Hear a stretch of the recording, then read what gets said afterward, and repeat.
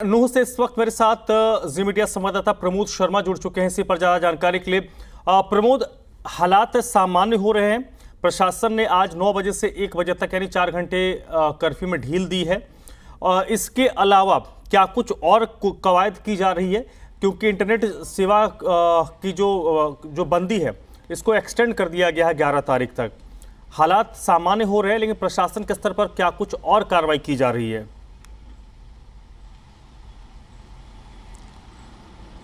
तो बिल्कुल प्रशासन की तरफ से पूरी स्थिति का असेसमेंट करने के बाद करीब 9 बजे से 1 बजे तक आज कर्फ्यू में ढील दी गई है।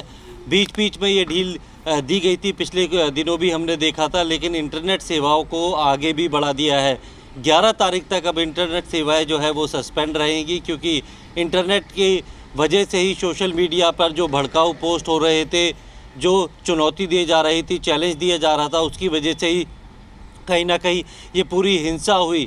और इसी इंटरनेट की वजह से दूर बैठे हुए लोग भी एक बड़े इलाके में एक दूसरे से कनेक्ट हो सकते हैं बिना किसी से मिले जुले। तो ऐसे में इंटरनेट पर जो है ख़ास तौर पे नज़र रखी जा रही है, और साथ में इंटरनेट जो सेवा है उन्हें सस्पेंड कर दिया गया है। उसके अलावा भी लगातार ऐसी पोस्ट पे नज़र रखी जा रही है ताकि कोई किसी तरीके के भड़काऊ भाषण ना दे पाए, भड़काऊ पोस्ट ना कर पाए, क्योंकि कई जगहों पे वाईफाई का इस्तेमाल करके अभी भी जो कुछ पोस्ट अगर डाली जाती है तो पुलिस उस पर एक्शन लेती है।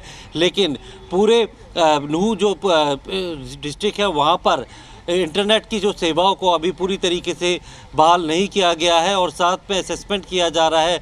जो बस अड्डा है उसे कल से ही जो 24 घंटे के लिए वो सुचारू रूप से चालू कर दिया गया था।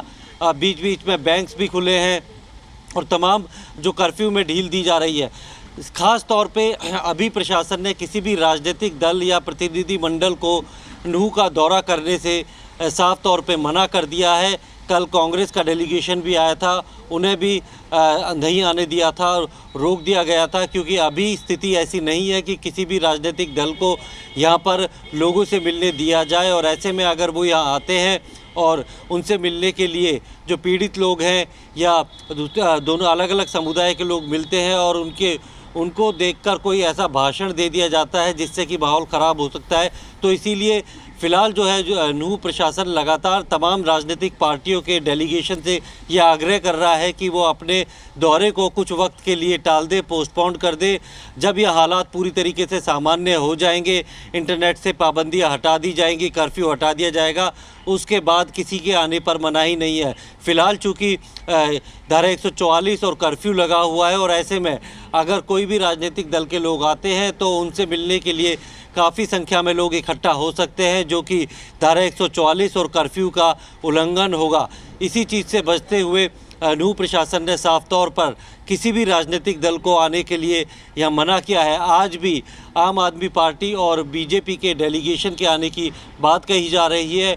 उन्होंने कहा है कि वो नूह में आके जो भी पीड़ित लोग हैं उनसे मिलेंगे और अमन शांति की बहाली के लिए अपील करेंगे। लेकिन नूह प्रशासन अभी किसी को भी अंदर आने की अनुमति नहीं दे रहा है, क्योंकि कांग्रेस के डेलीगेशन को कल मना कर दिया था और साफ कर दिया था कि चाहे वो किसी भी पार्टी के लोगों, पार्टी का डेलीगेशन हो, उसे नहीं आने दिया जाएगा।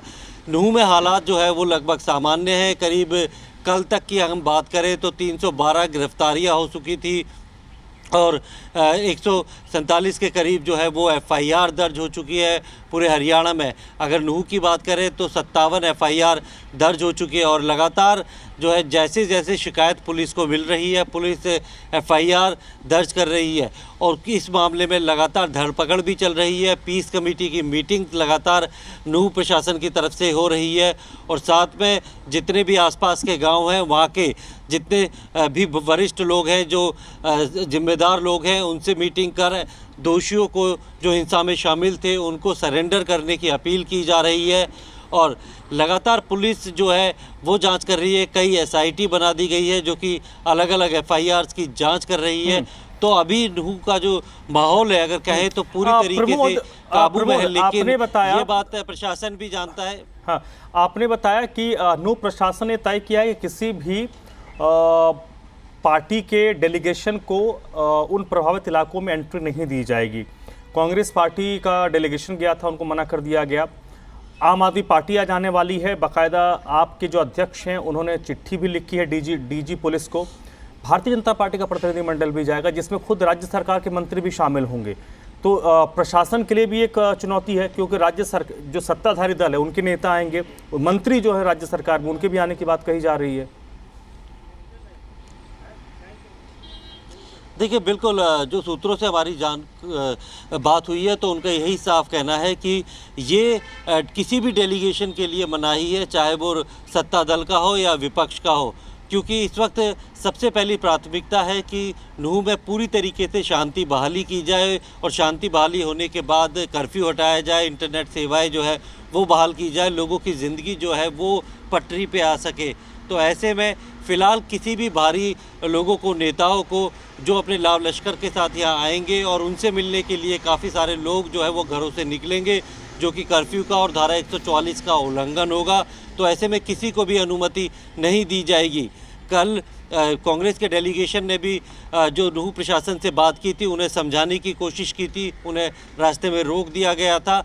और आज अगर बीजेपी का डेलीगेशन आता है या फिर आम आदमी पार्टी का डेलीगेशन आता है तो उन्हें भी रोक दिया जाएगा। अगर बीजेपी के डेलीगेशन को आने की अनुमति नूह प्रशासन दे देता है, क्योंकि वो सत्ता दल से जुड़े हुए हैं, तो कहीं ना कहीं इस पे भी राजनीति शुरू हो जाएगी कि जाहिर तौर पर बीजेपी कुछ ऐसी चीज़ें छुपा रही है ताकि विपक्ष उस चीज़ों को ना देख पाए, ना वहाँ पे जा पाए। तो कहीं ना कहीं अब नूह प्रशासन की ये जिम्मेदारी है और उन्होंने ये तय किया है कि फ़िलहाल जो है किसी भी पार्टी के डेलीगेशन को नूह के अंदर नहीं आने दिया जाएगा और उन जगहों पे नहीं जाने दिया जाएगा, उन लोगों से नहीं मिलने दिया जाएगा जो कि इस हिंसा में पीड़ित हैं। तो ख़ास तौर पे जो कांग्रेस के डेलीगेशन को रोकने के बाद अब किसी भी पार्टी के डेलीगेशन को आने नहीं दिया जाएगा जब तक कि कर्फ्यू और धारा 144 और इंटरनेट सेवाएं पूरी तरीके से अभी सस्पेंड है। जैसे ही ये माहौल ठीक हो जाएगा 2 से 4 दिन तक के बाद उसको बाद कि सबको आने की अनुमति होगी, उसके बाद के लिए ही नूह प्रशासन भी अपील कर रहा है कि अपने प्रोग्राम को थोड़ा पोस्टपोन कर दीजिए।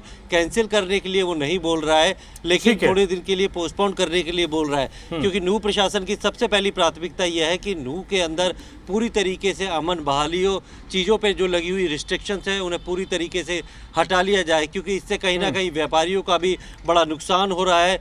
लोग जो है वो परेशान हो रहे हैं, बाहर नहीं निकल सकते, बीच बीच में जो है कर्फ्यू में छूट दी जा रही है, लेकिन फिर भी भय का माहौल है। लोग उतनी संख्या में जो है घरों से नहीं निकल रहे हैं, बाज़ारों में उस तरीके की रौनक देखने को नहीं मिल रही है। बहुत बहुत शुक्रिया आपका इस पूरी जानकारी के लिए, इस बातचीत के लिए प्रमोद।